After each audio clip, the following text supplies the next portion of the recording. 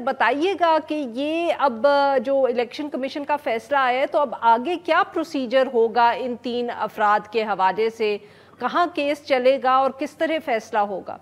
जब election commission of Pakistan ने जो उनका एक जो इल्जाम लगाया था फहीम खान कौमी असम्बली के मेंबर थे वो, तो उनको इलेक्शन कमीशन ने जब बार बार तलब किया तो वो 8 महीने तक वो इलेक्शन कमीशन पाकिस्तान में नहीं आए, उनके किसी खत का जवाब नहीं दिया और जब उनको नोटिस जारी किया उसको नोटिस की वो तामील नहीं की।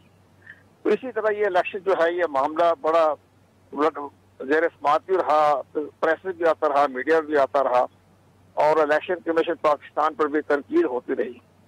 लेकिन जब बहारा जब ज्यादा दबाव पड़ा तो तकरीबन 2 महीने पहले फहीम खान ने अपना बयान जारी बाकायदा रिकॉर्ड करवा दिया।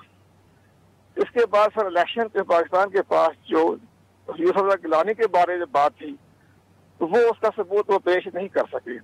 उन्होंने सिर्फ जो मुलाकात की अली हैदर गिलानी के साथ जो बातचीत चल रही थी वो उन्होंने अपना रिकॉर्ड करवाया, इसलिए फिर उन्होंने यूसुफ गिलानी को बरी कर दिया, अदा कर दिया इस मुकदमे। सर क्या ये मतलब कि हम जैसे जो आम इंसान हैं सारे वाक़े को देखते हैं तो ये लगता है कि अली हैदर गिलानी साहब, और उन्होंने खुद अपनी प्रेस कॉन्फ्रेंस में भी कहा था कि वो वोट ज़ाया करने का तरीका सिखा रहे हैं अपने वालिद के इलेक्शन के हवाले से। उन्होंने एक साहब से फ़ोन पर बात करवाई जो वो कह रहे थे कि नासिर हुसैन शाह साहब हैं, तो ये कैसे हो सकता है कि और किसी से ताल्लुक इस्टेब्लिश ही नहीं हुआ?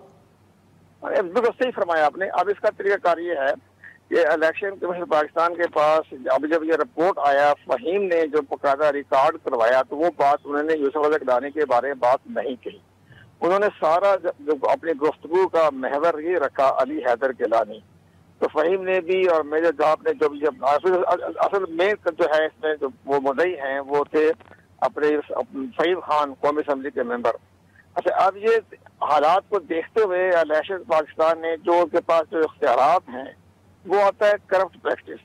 जो हमारा इलेक्शन एक्ट 2017 का सेक्शन 167 से लेकर 174 तक, इसमें करप्ट प्रैक्टिस में ये आता है कि तरगीब देना, लालच देना या रिश्वत देना, उसको अपने वोट खरीदना, ये सारा उसमें जो है वो आर्टिकल अब सेक्शन 167 में पूरा तफसील दी हुई है। और इसके बाद ही कहा गया अगर इसमें कोई मुलव्वस पाया जाता है फिर 174 के तहत इलेक्शन कमीशन ऑफ पाकिस्तान उसके खिलाफ मुतलका जिले में डिस्ट्रिक्ट सेशन जज के यहाँ अपना फौजदारी का मुकदमा दर्ज करा दे। तो इन्होंने इलेक्शन पाकिस्तान ने करप्ट प्रैक्टिस के तहत ही अपने महकमे को, अपने ऑफिसर को हुक्म जारी किया है कि भी आप डिस्ट्रिक्ट सेशन जज के यहाँ इस्लामाबाद में इनके खिलाफ करप्ट प्रैक्टिस का मुकदमा दर्ज करा दे। जब ये मुकदमा दर्ज हो जाएगा फहीम को जमानत करानी पड़ेगी, अली हैदर गिलानी को भी जमानत करानी पड़ेगी, तो फिर फहीम खान खुद ही बता देगा कि इसके पीछे कौन कौन से आंसर थे, गिलानी थे, वो खुद ही अपने बचाव के लिए, डिफेंस के लिए खुद ही बताएगा। जब बताएगा तो केस आगे चर्चा हो जाएगा।